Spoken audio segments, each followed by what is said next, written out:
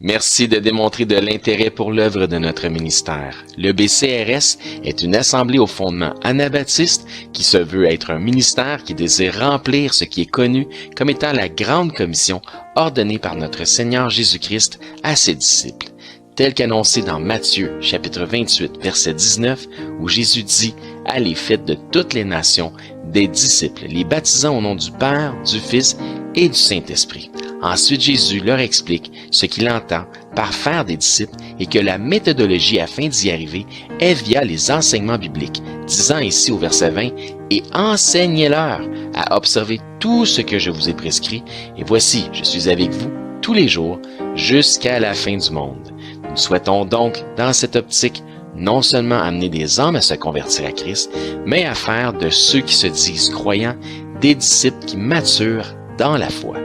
Nous nous efforçons donc toujours, aussi dans cette optique, d'enseigner les Écritures selon une saine doctrine biblique en suivant des règles de compréhension et d'interprétation strictes. Nous démontrons un immense respect, une entière révérence envers la sainte parole de Dieu, en nous assurant de ne pas lui donner des interprétations particulières, quitte à dénoncer les théologies et les hérésies malsaines qui sont, selon, des doctrines d'hommes.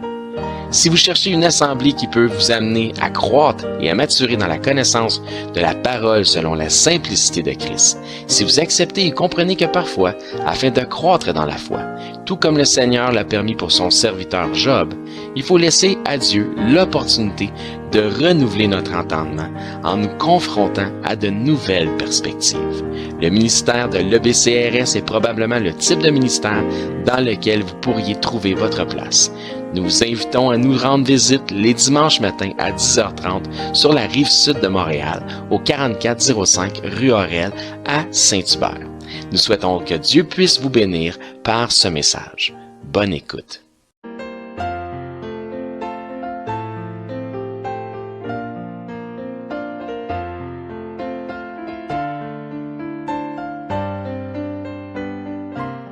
Donc, encore une fois, bonjour et bienvenue à l'Église baptiste centrale de la Rive-Sud. 10e message concernant le christianisme dans notre série sur les religions monothéistes. Et le passage de ce matin, on va le trouver dans 1 Timothée 4. Et le titre du message de ce matin, c'est « Des esprits séducteurs ». On garde aux esprits séducteurs. 1 Timothée 4, on va lire à partir du verset 1. On va lire 6 versets, on va faire une petite explication. Puis après ça, on va avoir un mot de prière. 1 Timothée 4, verset 1. « Mais l'Esprit dit expressément », donc l'Esprit de qui? L'Esprit de Dieu. « Dit expressément que dans les derniers temps », depuis quand est-ce qu'on est dans les derniers temps? OK, il y a plusieurs réponses, mais j'ai bien aimé la première que j'ai entendue. C'était quoi la première que j'ai entendue? 2000 ans. Vous vous souvenez quand Jésus a dit « J'ai vu Satan descendre » parce qu'il savait qu'il n'y a pas beaucoup de temps. On fait 2000 ans qu'on est dans les derniers temps, d'accord? Donc, donc dans les derniers temps, quelques-uns abandonneront la foi. Donc, quand il parle d'abandonner la foi, il parle ici d'abandonner la parole de Dieu, la parole de la foi, selon une saine doctrine. Et vous allez voir, ça se confirme plus tard, on va revenir à ça.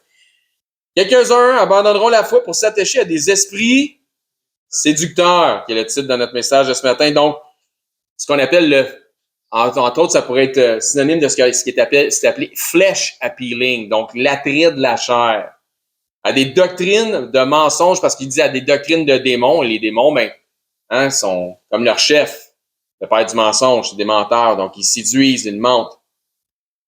Par l'hypocrisie, on est toujours dans le mensonge, dans la séduction, dans ce qui est démoniaque. Par l'hypocrisie de faux docteurs, encore une fois des menteurs, donc des faux enseignants, portant la marque de la flétrissure dans leur propre conscience. Ils savent qu'ils sont en mode séduction. Ils savent que ce qu'ils font, c'est pas nécessairement sain. Mais ils altèrent leur conscience ou ils justifient comme ils le veulent. Prescrivant de ne pas se marier et de s'abstenir d'aliments que Dieu a créés pour qu'ils soient pris avec action de grâce par ceux qui sont fidèles et qui ont connu la vérité. Car tout ce qui est Dieu a créé est bon et rien ne doit être rejeté pourvu qu'on le prenne avec action de grâce. Parce que tout est sanctifié par la parole de Dieu et par la prière. En exposant ces choses aux frères, tu seras un bon ministre de Jésus-Christ, nourri de la parole de la foi. Si on fait opposition à ceux qui abandonnent la foi, donc quand je vous dis qu'il parlait de la parole de Dieu, et de la bonne doctrine. La parole, les paroles de la foi et la bonne doctrine, c'est ce qui fait un ensemble que tu as exactement suivi. Donc, nourri des paroles de la foi, l'homme ne se nourrira pas de pain seulement, mais de toute parole qui sort de la bouche de Christ. Et ensuite, il dit, et de la bonne doctrine que tu as exactement suivi, ça veut dire quoi? Ça nous ramène au message de la semaine passée. N'y change rien. Demeure dans la base des choses que tu as entendues, change rien. Donc, au temps de l'Église primitive, Rome était l'influence politique mondiale de l'époque. Comme les Grecs avaient dominé au temps de qui? Alexandre le Grand. Rome dominait maintenant d'un César à l'autre. Rome avait juridiction presque partout. Son royaume s'étendait massivement. Malgré les persécutions, les emprisonnements, les exécutions, etc., le christianisme était et demeurait en constante croissance. Un peu comme le Seigneur Jésus l'avait dit à Paul, Saul de Tarse, lorsqu'il persécutait l'Église. Lorsqu'il persécutait l'Église, si vous regardez dans Actes, Jésus dit, pourquoi tu me persécutes moi? Persécuter l'Église, c'est persécuter Christ. Il dit, il te serait difficile de regimber contre les aiguillons. C'est-à-dire, ça pique ici, tu sais, tu as un pic pour faire avancer une bête, ça pique ici, et si tu en vas trop par là, puis il y en a un autre qui s'en vient par là, mais tu vas aller par là, mais il y a un autre pic. Tu sais, les pics, il y en a partout. Donc, pour une famille de chrétiens persécutés à un endroit, ils s'en convertissaient une centaine à un autre endroit. Parlant de Paul, on peut comprendre son parcours à travers, entre autres, Actes des apôtres, à travers ses épîtres aussi. Paul n'œuvre pas seul, il fait un bout accompagné, il nomme des noms dans ses épîtres, mais entre autres, il est accompagné de Barnabas, d'autres fois de Luc, de Marc, donc, ou appelé Jean-Marc, de Tite, de Timothée, de Silas, etc. Donc, on va voir aussi d'autres personnes qui ont accompagné Paul pendant un bout de temps dans notre message d'aujourd'hui. Paul nous parle même de sa rencontre avec l'apôtre Pierre lorsqu'il l'avait rencontré en dehors de Jérusalem. Il l'a vu à Jérusalem, mais aussi en dehors, il l'avait rencontré où? À Antioche. Il avait croisé Antioche avec l'église des frères d'Antioche. Il semble donc que Pierre passait à travers certains des ministères des assemblées locales dont Paul avait été un des pionniers. Pas non pas que Paul était le pionnier ou celui le fondateur de l'église d'Antioche, parce que on voit très bien que c'est Barnabas qui va le chercher à Damas puis qui l'amène à Antioche. Il a introduit Paul à Antioche. Pierre a probablement été faire une tournée de certaines des églises dans lesquelles Paul avait participé à démarrer ou à mettre en place, peut-être pas systématiquement, mais on peut comprendre que c'est arrivé en lisant les Écritures. Est-ce que Pierre agissait selon sa propre initiative dans ce domaine-là? Est-ce que lorsqu'on lui avait demandé par le conseil des autres apôtres d'aller évaluer les assemblées parmi celles des nations? Je ne sais pas. Quoi qu'il en soit, je crois que c'était totalement légitime que Pierre puisse faire le tour de quelques-unes des assemblées des gentils, puis aller se présenter là, puis édifier l'ensemble des frères. Dans 1 Corinthiens 3, si vous voulez tourner là, je crois que les deux hommes, Paul, Pierre, comme on a vu sur l'écran tantôt, que ce soit pour démarrer un ministère, comme Paul faisait beaucoup, ou que ce soit pour aller édifier, peut-être plus comme Pierre, les deux étaient équipés dans l'édification d'une façon ou de l'autre des croyants. Paul reconnaît aussi l'œuvre d'Apollos, par exemple, à Corinthe. Un ministère où certains se disaient aussi issus des influences de Pierre. Parce que comme Paul l'a dit à ceux de Corinthe, il dit dans 1 Corinthiens 3, verset 6, « J'ai planté, Apollos a arrosé, mais c'est Dieu qui fait croître. En sorte que ce n'est pas celui qui plante qui est quelque chose, ni celui qui arrose, on n'est que des outils dans les mains du Seigneur. Mais c'est Dieu qui fait croître. Celui qui plante et celui qui arrose sont égaux. Et chacun recevra sa propre récompense selon son propre travail. Car nous sommes ouvriers avec Dieu. Vous êtes le champ de Dieu ou l'édifice de Dieu. Selon la grâce de Dieu qui m'a été donnée, j'ai posé le fondement comme un sage architecte. Et un autre a bâti dessus, mais que chacun prenne garde à la manière dont il bâtit dessus. Très, très important. Car personne ne peut, le fondement ne peut pas changer, car personne ne peut poser un autre fondement que celui qui a été posé, à savoir Jésus-Christ. C'est ce qui fait qu'une église est une église. Essentiellement, ce que Paul dit ici, c'est que la doctrine doit demeurer saine. Tu ne peux pas poser un autre fondement, fais attention à comment tu bâtis, puis avec quoi tu bâtis. Donc, les matériaux, c'est l'enseignement. Le fondement étant Jésus-Christ, qui est lui-même la parole de Dieu vivante, Paul, il est très, dans les Écritures, Paul est très pointilleux à ce sujet. Il n'y avait aucune tolérance, notre frère Paul, dans les assemblées, en général, dans les assemblées chrétiennes, pour des doctrines corrompues qui falsifiaient l'Évangile. Cet homme-là n'avait aucune tolérance pour... Donc, Paul, s'il était ici présentement, parmi nous, n'aurait aucune tolérance pour les assemblées qui ont une doctrine qui falsifie l'Évangile. Il n'aurait aucune tolérance pour ça. Est-ce que ça va pour tout le monde? Parfait. Imaginez Paul. Beau constat, mon frère. Imaginez Paul faire le tour des assemblées chrétiennes d'aujourd'hui. Juste les assemblées évangéliques en général. Je crois que plusieurs seraient dans la baraque. Je crois que plusieurs seraient aussi sévèrement avertis et repris que ceux de la Galatie, que ceux de Galate. Je vais vous faire la lecture, vous pouvez prendre les références en note. Mais dans Galates 3.1, Paul leur dit « Ô Galates », ils mettent de l'émotion, « Ô Galates, dépourvus de sens, qui vous a fasciné aux yeux de qui Jésus, Christ, a été peint ou dépeint comme crucifié. » Ailleurs, il leur dit au chapitre 4, verset 11, « Je crains d'avoir inutilement travaillé pour vous. » Paul, ouvrier dans le Seigneur, dit que son œuvre, pour ceux de la Galatie, a potentiellement été vaine. C'est grave qu'est-ce qu'il leur dit. Il a posé le fondement comme un sage architecte, comme à Corinthe, mais d'autres sont venus avec d'autres choses pour bâtir dessus, avec autre chose que la saine doctrine, qui ont été influencés par des faux docteurs, des faux prophètes, des faux enseignants, des séducteurs, avec des doctrines de démons. Et quelque chose, comme j'ai dit tantôt, le flesh appealing, l'attrait de la chair. Et ce qu'il est en train de leur dire, vous êtes en train d'abandonner la foi. Donc, je pense que Paul, ici, ce qu'il dit, c'est que je me demande, attention, parce que je me demande si vous êtes véritablement sauvés. Je pense que c'est un petit peu ce qu'il disait à certains de Galates, tout simplement.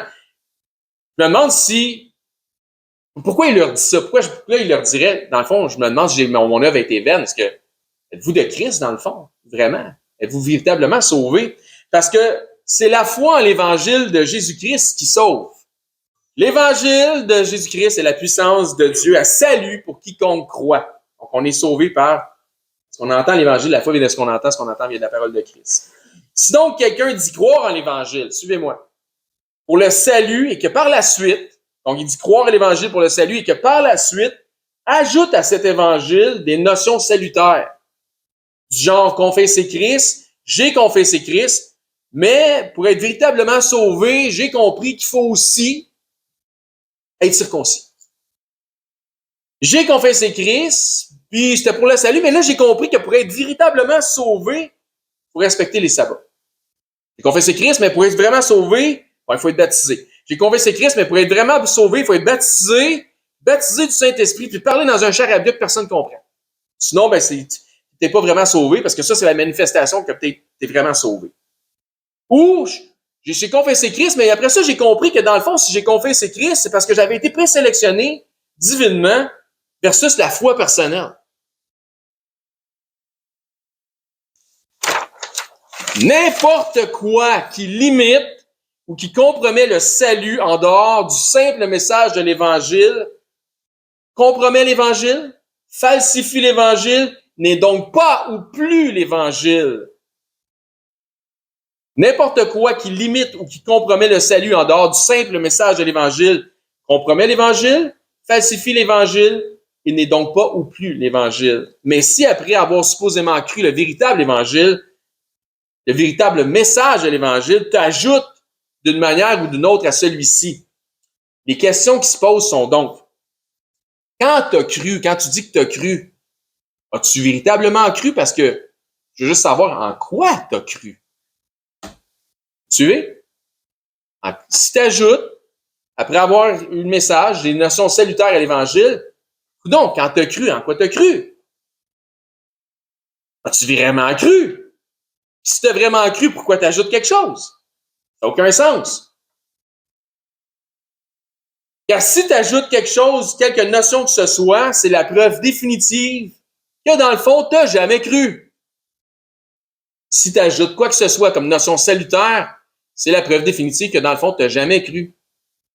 Quand tu as pensé que tu as cru, tu n'as pas cru. Ça ne marche pas ton affaire. Parce que le salut, c'est pas progressif. Tu ne peux pas gagner ton ciel. Amen? Tu peux pas gagner ton ciel. Hébreux 9, verset 12 nous dit, je vous fais la lecture, vous pouvez prendre en note la référence, et il, Jésus, est entré une fois pour toutes dans le lieu très saint, non avec le sang des boucs ni des veaux, mais avec son propre sang, ayant obtenu, pour nous qui avons cru, une rédemption éternelle. Une fois pour toutes. On a la rédemption éternelle. C'est fait. Elle commence quand la vie éternelle? Quand tu meurs ou quand tu confesses Jésus-Christ comme Seigneur et Sauveur? Quand tu confesses Jésus-Christ comme Seigneur et Sauveur, tu n'as pas besoin d'attendre de mourir pour avoir la vie éternelle. Et puis si tu as la vie éternelle, y a-t-il quelque chose qui ne marche pas avec le mot éternel? C'est pas éternel. Il n'y a pas de coupure, il n'y a pas de changement, il n'y a pas de variation. C'est pour toujours et à jamais. Et Dieu, qui ne peut mentir, ne dirait pas éternel si ça ne l'est pas. À moins que Dieu est menteur. All right. Donc, c'est une fois pour toutes et non progressif. Il n'y a pas moyen de gagner son ciel. Parce que le travail a été fait et accompli en l'œuvre par l'œuvre de Dieu à travers son Fils Jésus-Christ. Donc, il y a un seul et unique Jésus-Christ. Il y a un seul et unique Évangile. Une fois sauvé, toujours sauvé. Donc, d'où OSAS, O-S-A-S, once saved, always saved. Toujours sauvé. Une fois sauvé, toujours sauvé. Tu ne peux pas perdre ton salut. Donc, une fois sauvé, toujours sauvé, si et seulement si tu as véritablement cru. Tu as véritablement eu la foi. Un salut. Certains ne croient que pour un temps. C'est pas la manifestation d'avoir la foi, ça, comme dans, exemple, la parabole du semeur. Donc, tel que ça l'exprime dans notre texte d'ouverture, ceux qui abandonnent la foi démontrent qu'ils n'ont jamais eu. Croire n'est pas nécessairement avoir la foi. Croire, la foi, je sais que des fois on lit un texte en français et on essaie, les mots ne donnent pas toute la justification, mais il faut avoir un peu plus de discernement. Croire n'est pas nécessairement avoir la foi. Est-ce que j'ai raison de dire ça ou j'ai tort de dire ça? Croire de tout son cœur, c'est avoir la foi. Mais croire n'est pas nécessairement avoir la foi. Pour preuve, les démons croient et ils en tremblent. Ça ne les ramène pas plus au ciel. Donc, croire n'est pas nécessairement avoir la foi. Donc, finalement, j'avais raison. La foi est une ferme assurance, c'est une démonstration visible de l'invisible. La foi est une science qui est indubitable. Pourquoi je dis une science? Parce que le mot science veut dire connaissance certaine. C'est une connaissance qui est certaine. Ce n'est pas par la foi je crois que. Ce n'est pas par la foi je pense que ou par la foi peut-être que. Non, mais c'est la foi, c'est je sais indubitablement que par la foi, j'ai l'assurance, pas le doute. Je sais que. Tu peux pas venir en arrière et dire ouais, j'avais oublié ça. Marche pas. Donc, tu n'avais pas la foi. Tu n'as jamais eu la foi. Ah, ouais.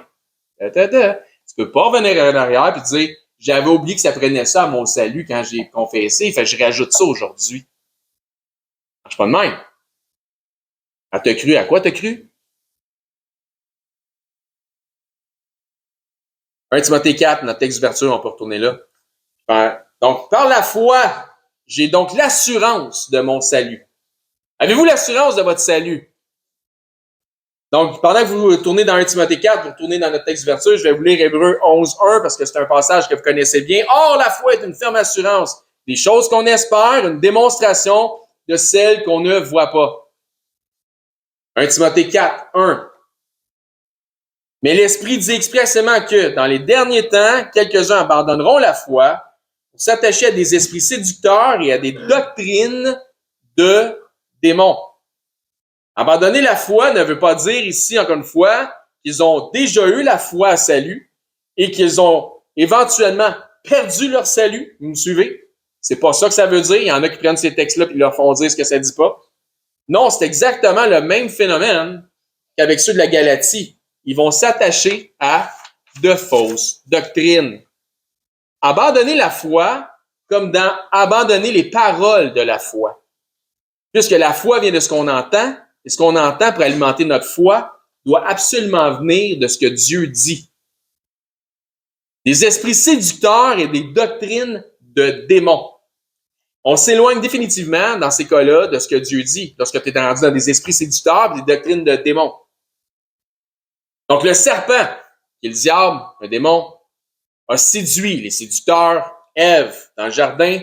Comment? Par l'hérésie, donc par des doctrines mensongères. Est-ce que vous suivez le parallèle que je suis en train de faire? Excellent, parfait. Donc, verset 2 de 1 Timothée 4. Par l'hypocrisie de faux docteurs portant la marque de la flétrissure dans leur propre conscience. Dans d'autres versions, ça nous parle d'une conscience cautérisée au fer rouge. Ce qui veut dire qu'ils savent que ce qu'ils enseignent est contraire à la saine doctrine.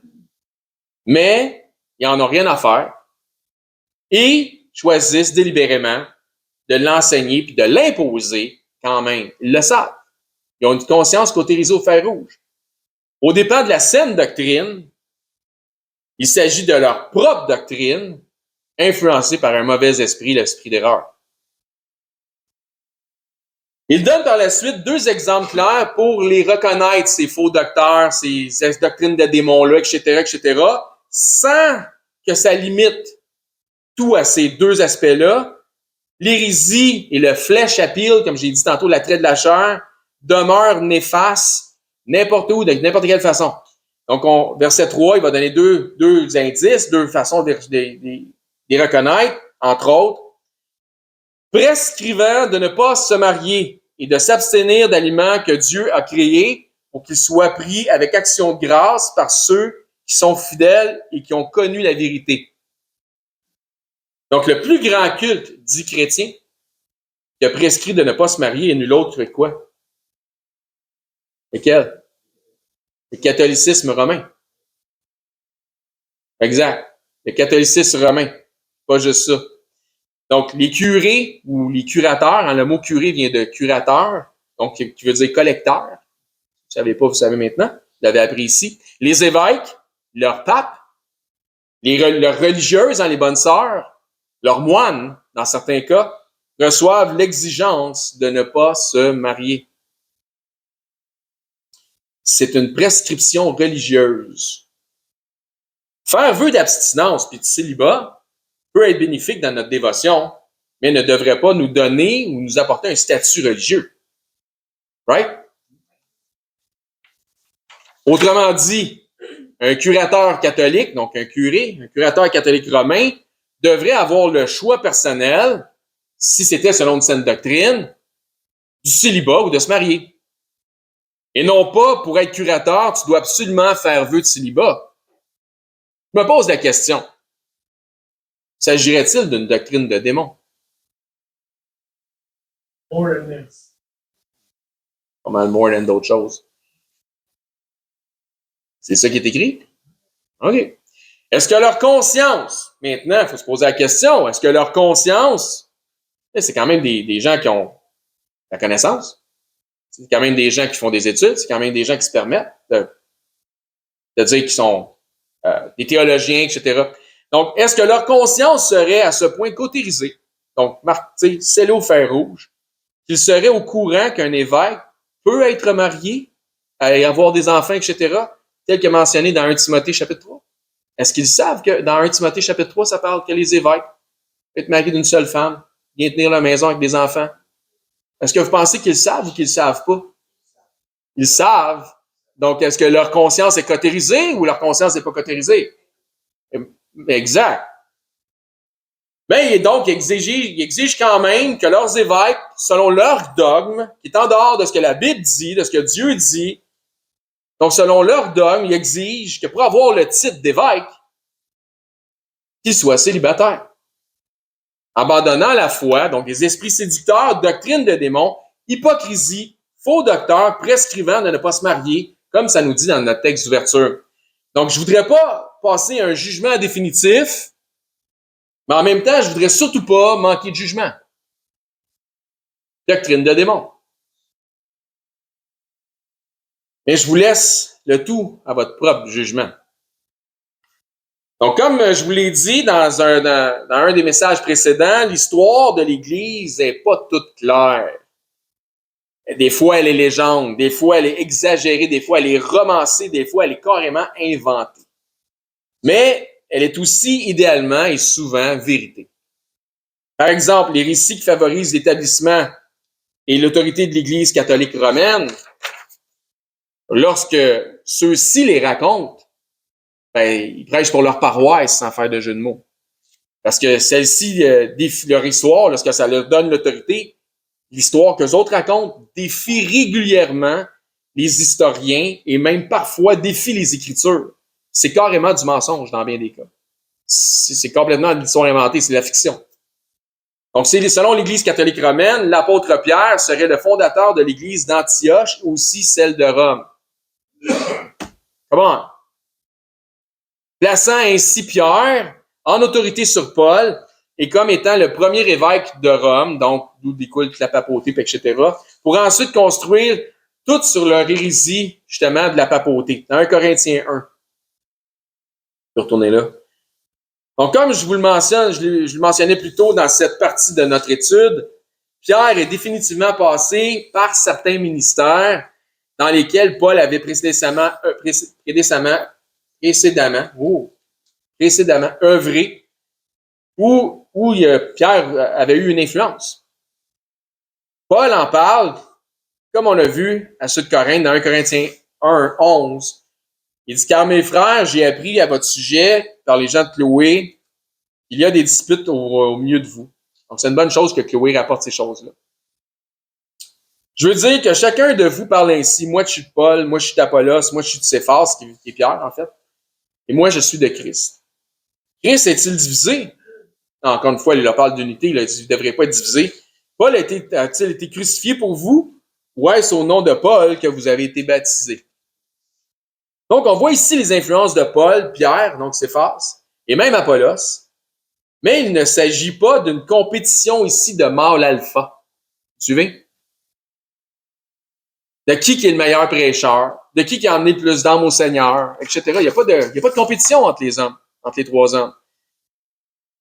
Ça semblait aucunement affecter Paul que ces hommes reconnus et approuvés de Dieu aient eu une influence dans une assemblée commune ou dans une assemblée que peut-être même Paul a débuté. Pour Paul, encore une fois, ce qui était important, puis ce qui importait, c'était que la saine doctrine soit préservée et mise en avant-plan. Pas que, il n'était pas en compétition avec Apollos, il n'était pas en compétition avec Pierre. Il disait, on est tous égaux. Donc, je crois que notre désir commun ici à l'Église baptiste centrale de la Rive-Sud devrait demeurer le même. Ceci étant dit, l'Église catholique romaine raconte que Pierre est le fondateur de la première assemblée de Rome. Nous n'avons aucune espèce d'évidence historique et ou biblique de ces faits. C'est complètement de la science-fiction. Dans les déplacements de Paul à travers Actes des Apôtres, nous ne voyons pas non plus Paul aller à Rome de son propre gré. On ne voit pas ça. Il est plutôt allé à Rome comme en tant que prisonnier. Bibliquement, son épître aux Romains date de juste avant sa captivité. On peut voir ça dans chapitre 15 de Romains. Tournez pas là, mais je vous le réfère. Paul avait comme projet, donc il explique. Quand il écrit sa lettre aux Romains, il dit, j'ai le projet d'aller vous voir, mais il explique qu'est-ce qu'il va faire. Donc, il avait comme projet d'aller porter des dons à ceux de Jérusalem avant. Et puis, il savait qu'en allant porter des dons à ceux de Jérusalem, il allait probablement avoir des troubles avec les judaïsants, qui seraient probablement arrêtés. C'était pas la première fois qu'il se faisait arrêter. Ça avait déjà arrivé. Mais il y avait espoir que Dieu allait le délivrer et ensuite d'aller passer en Espagne et finalement aller voir ceux de Rome. Ça, c'était son planning à lui. Ça s'est passé autrement, finalement. L'Église de Rome était composée de Juifs romains, donc de romano-juifs, et de disciples de la nation italique et d'autres nations aussi, parce que n'oublions pas que Rome était une méga métropole multiculturelle. Donc, un petit peu d'histoire là, ici. Donc, si c'est pas Paul, ni Pierre, qui ont fondé la première Église de Rome, qui l'a fondée? Elle a été fondée par qui? Par des disciples. C'est pas compliqué, là. N'oublions pas que Pierre est celui qui a introduit l'Évangile à Corneille et à sa famille. Corneille était centenier de la cohorte dite italienne. Est-ce que c'est de cette manière, je ne sais pas, on extrapole, là. Est-ce que c'est de cette manière, par l'entremise de la conversion de ceux de la maison de Corneille, Pierre avait une influence sur ceux de Rome? Une idée. D'un autre côté, Paul, en partant d'Athènes, s'est rendu à Corinthe et avait rencontré un couple romano-juif qui était Aquilas et Priscille, son épouse. Et donc, Aquilas et Priscille, c'était des romano-juifs que Paul a rencontrés. Et il venait de Rome parce qu'à l'époque, il venait de Rome, il était à Corinthe parce qu'à cette époque-là, Claude César avait jeté les Juifs en dehors de Rome pour une histoire politique. Donc, c'est pas clair à savoir si lors de leur rencontre entre Paul, Aquilas et son épouse, Priscille, si le couple était déjà converti à Christ ou si ils se sont convertis grâce à l'entremise de Paul et de ses collègues. On ne sait pas vraiment. Quoi qu'il en soit, Paul et Aquilas, dans un effort de support financier, ont eu un commerce ensemble. Ils étaient les deux faiseurs de tentes de leur métier. Et ont probablement aussi cohabité ensemble, de ce qu'on peut comprendre des Écritures, dans un temps de persécution. Donc, Aquilas, Priscille, Paul ont partagé leurs efforts commerciaux, les revenus, les dépenses et probablement le logis aussi. Ainsi donc, on en déduit que Paul a eu de nombreuses discussions avec le couple, les éduquant dans la saine doctrine qui s'accorde avec l'Évangile de Jésus-Christ. Donc, ils ont eu des cours privés, si on veut.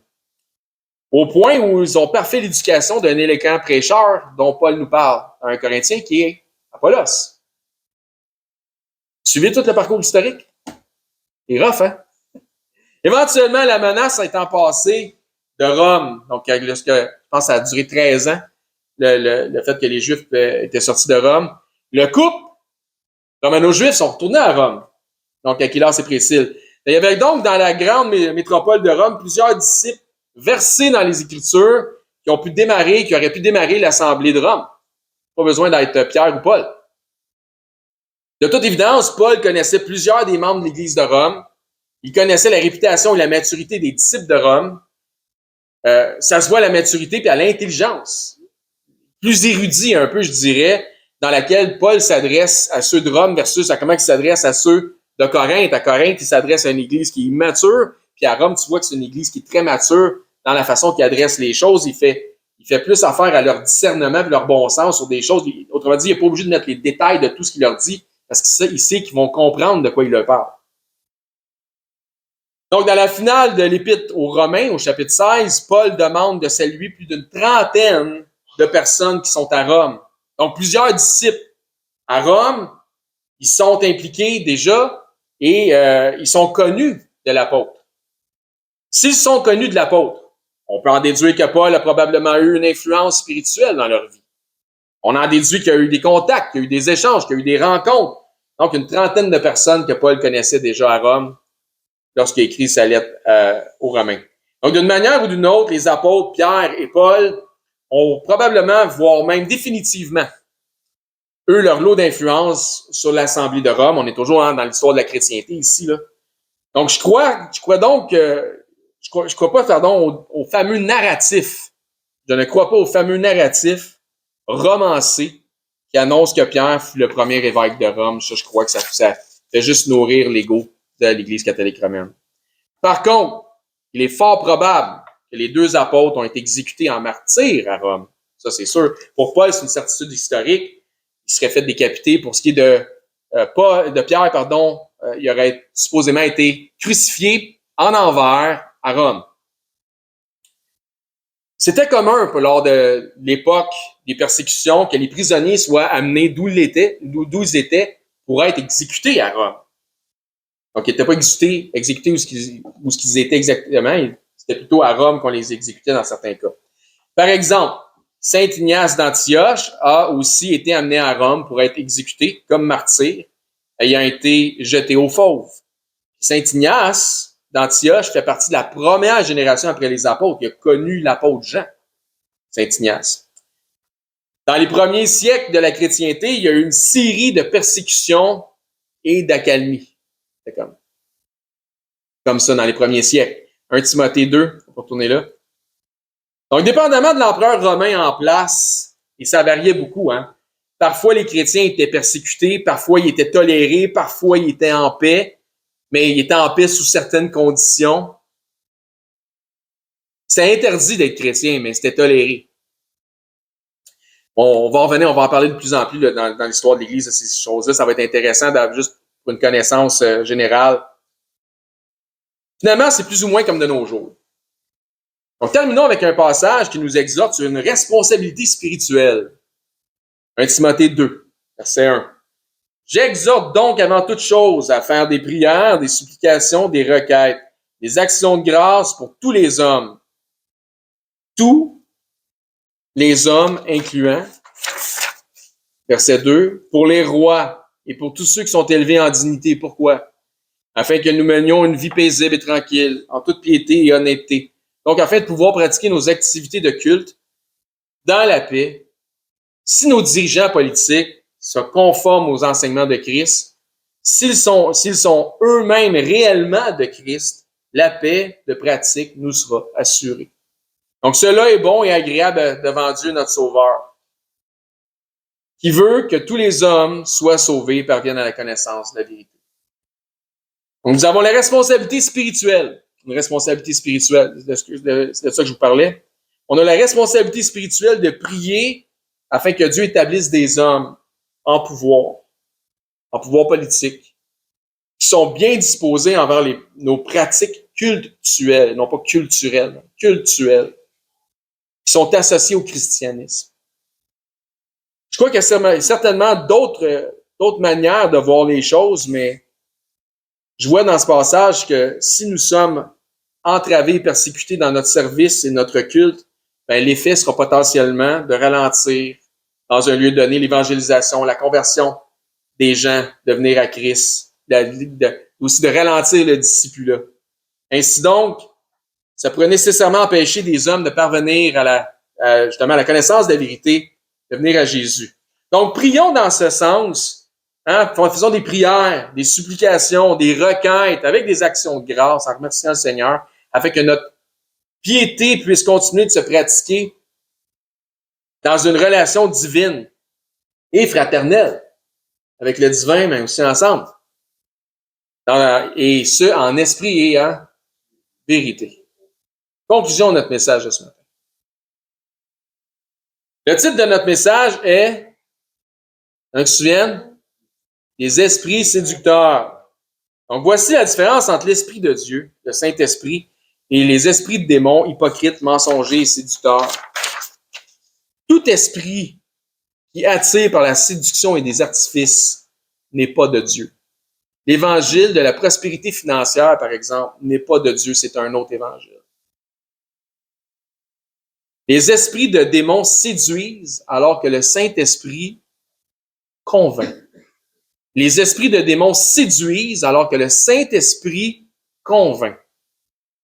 La séduction, c'est-à-dire le mensonge les promesses pour la chair, les promesses pour l'ego, l'artifice, le paraître, etc. Ça, c'est la séduction. La conviction, lorsque le Saint-Esprit cherche à nous convaincre, c'est la vérité. Que ça te plaise ou que ça te déplaise, il n'essaiera pas de te séduire. Il va te mettre face à la vérité. Être face à la vérité, c'est être face à qui tu es devant Dieu. C'est pas toujours beau à voir. Mais ce qui est le fun à savoir, c'est qu'il t'aime pareil. Ça, c'est rassurant. Donc, il n'essaie pas de te séduire. C'est une promesse, oui, mais c'est une promesse pour l'âme. C'est une promesse de la vie éternelle. C'est sans artifice et ça pousse à l'humilité. Ça annule tout ce qui pourrait être pour l'orgueil. Moi, j'ai été prédestiné. J'ai été présélectionné. L'ego. Je suis plus spécial que toutes les autres. L'ego. Toutes ces affaires-là, ça annule tout ça. Moi, j'ai un don spécial. Je parle dans une langue que personne ne comprend. L'ego. Ça, c'est pas le Saint-Esprit. C'est plate de mettre ça sur le dos du Saint-Esprit. Donc, ça pousse à l'humilité et à admettre qui nous sommes vraiment devant le Seigneur. Donc, avez-vous clairement manifesté que Jésus-Christ est votre Seigneur et Sauveur? Est-ce que l'Esprit de vérité vous a convaincu de votre besoin du Seigneur Jésus-Christ? Si oui, venez nous voir, puis on va vous conduire à lui si jamais vous n'avez pas encore pris position pour le Seigneur Jésus-Christ. Amen. Bonjour, ici Éric, ancien et enseignant du ministère de l'EBCRS. J'aimerais d'abord vous remercier de vous intéresser à l'œuvre de notre ministère ainsi qu'à la chaîne sur laquelle on distribue notre matériel. Si, suite à une de nos prédications, vous réalisez que vous n'avez jamais fait du Seigneur Jésus le Seigneur de votre vie, le Sauveur de votre âme, mais que vous réalisez aussi que vous avez vraiment besoin de vous tourner vers lui afin de sécuriser votre éternité, je crois que ce segment de vidéo s'adresse à vous, puisque la Bible nous déclare cette vérité. Dans 1 Timothée au chapitre 2, à partir du verset 3, ça nous dit que Dieu est notre Sauveur et que dans cette optique, Dieu souhaite que tous les hommes soient sauvés et que tous les hommes parviennent à la connaissance de la vérité. Et ça nous dit aussi, car il n'y a qu'un seul Dieu et un seul médiateur entre Dieu et les hommes, et c'est Jésus-Christ qui s'est lui-même fait homme. Et ça nous dit que Jésus-Christ s'est fait homme afin de lui-même se donner en rançon pour le rachat de tous. Jésus a dit en conversant avec ses disciples qu'il est le chemin, la vérité et la vie, et que nul ne vient au Père, c'est-à-dire à Dieu, qu'à travers la foi en Jésus lui-même. C'est la seule façon. C'est ce que Jésus exprime aussi en partageant l'Évangile avec un homme d'un certain âge qui se disait lui-même très religieux. Dans l'Évangile selon Saint Jean, au chapitre 3 et verset 16, Jésus dit à cet homme « Car Dieu a tant aimé le monde, qu'il a donné son Fils unique, afin que quiconque croit en lui, donc met sa foi en lui, ne périsse point, mais qu'il ait la vie éternelle. » Donc la volonté de Dieu, notre Créateur, elle est claire. C'est que tous parviennent à la repentance en faisant le choix volontaire de croire par la foi le récit de l'Évangile de son Fils Jésus-Christ. Les informations qui nous sont transmises dans la Bible nous font comprendre que par nature, malheureusement, nous avons tous enfreint les règles de sainteté déjà établies par Dieu. Nous avons tous enfreint au minimum une des 10 lois, des 10 règles, des 10 commandements, mentir, prendre le nom de Dieu en vain, manquer d'honneur à nos parents, blasphémer, peu importe. Donc Dieu, dans sa perfection, qu'il ne peut renier, est 100% juste. Et puisqu'il est 100% juste, il doit nous juger selon la justice. Et comme nous sommes tous coupables de péché et de transgression, nous méritons tous notre sentence. Mais bonne nouvelle, parce que Dieu, dans sa perfection, est aussi 100% miséricordieux et souhaite faire miséricorde à tous. Donc, Dieu nous tend la main afin de nous sauver du châtiment qui est réservé aux transgresseurs de sa loi. Jésus nous explique qu'un endroit terrible a été préparé pour Satan, le chef des anges déchus, des démons, un endroit de flamme, de regret, de tourment, de souffrance, etc. Et la réalité de l'enfer que Jésus nous explique, les raisons pourquoi c'est si effroyable, et que tous les attributs de Dieu, ils sont absents, puisque c'est tellement éloigné de Dieu. Tandis que Jésus dit à ses disciples qu'il est allé au ciel, dans la demeure du Père, pour nous y préparer une place. Dans cette place, le paradis céleste, étant auprès de Dieu, au contraire de l'enfer, étant dans sa proximité, nous y retrouverons l'ensemble des attributs que procure sa présence. La joie, l'allégresse, l'amour, le bonheur, mais dans une proportion qui est inexprimable et incompréhensible pour les simples charnels que nous sommes présentement, dans une façon que les mots ne peuvent pas exprimer. La Bible déclare que le salaire du péché, c'est la mort, et non seulement la mort physique, mais aussi la mort spirituelle. Et que la mort spirituelle est une incapacité à avoir accès à Dieu. C'est une séparation d'avec Dieu.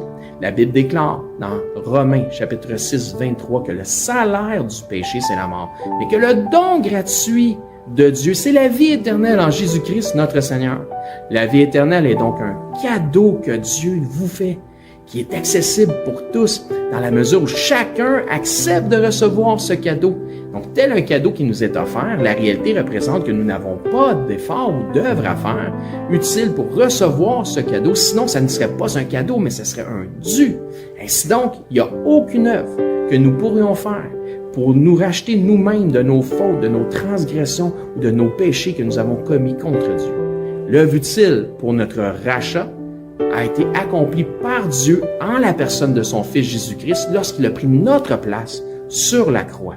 Ce qui a été entièrement confirmé aussi pour notre justification à la résurrection des morts après 3 jours et 3 nuits au tombeau. Ainsi donc, la Bible dit que pour être sauvé de la mort et de l'enfer, c'est-à-dire afin d'avoir la vie éternelle et notre place au ciel, il faut simplement mettre notre foi en Jésus-Christ, le Seigneur. La Bible dit « Crois au Seigneur Jésus et tu seras sauvé ». Mais croire au Seigneur Jésus, c'est important qu'on en parle. Croire au Seigneur Jésus a une signification. C'est simple, mais, comme je dis, important. Cela signifie de croire par la foi dans le récit de l'Évangile de son Fils. Puisque la Bible dit que l'Évangile est la puissance de Dieu pour le salut de quiconque croit. Que dit donc cet Évangile, cette bonne nouvelle, puisque Évangile veut dire bonne nouvelle? Mais Romains, au chapitre 10, nous en parle justement. À partir du verset 8, ça nous dit que cette bonne nouvelle, cette parole, est près de toi, elle est dans ta bouche et dans ton cœur. Or, c'est la parole de foi que nous prêchons. Si tu confesses de ta bouche que Jésus est le Seigneur et que si tu crois dans ton cœur que Dieu l'a ressuscité des morts, tu seras sauvé. Ça nous explique ensuite, car c'est en croyant du cœur qu'on parvient à la justice et c'est en confessant de la bouche qu'on parvient au salut, selon ce que dit les Écritures. Quiconque croit en lui ne sera point confus. Il n'y a aucune différence pour quelque nation que ce soit juif ou grec, puisque tous ont un même Seigneur qui est riche pour tous ceux qui l'invoquent. Car quiconque invoquera le nom du Seigneur sera sauvé. Il ne s'agit donc pas de réciter une prière selon une formule toute faite qui fait la différence, mais bel et bien de mettre sa foi dans le Seigneur Jésus-Christ. Si vous croyez que Jésus-Christ, Dieu le Fils, le ressuscité, est Seigneur et que vous acceptez d'en faire le Seigneur de votre vie, ainsi il devient instantanément aussi le sauveur de votre âme. Si tel est votre cas, gloire à Dieu, vous faites maintenant partie de son troupeau. En tant que nouveau disciple, ce qui est important maintenant, c'est de vous trouver premièrement un enseignant qui enseigne la vérité de la parole de Dieu. Et joignez l'assemblée où cet enseignant œuvre afin d'avoir part à l'amour des frères et de la famille en Christ. Si pour nous vous êtes local, c'est-à-dire par exemple 2 heures de transport et moins, eh bien venez nous voir, ça va me faire un plaisir de vous recevoir et nous pourrons parfaire votre éducation spirituelle selon une saine doctrine des Écritures. Donc c'est là-dessus que je vous dis, soyez bénis et je l'espère, à bientôt.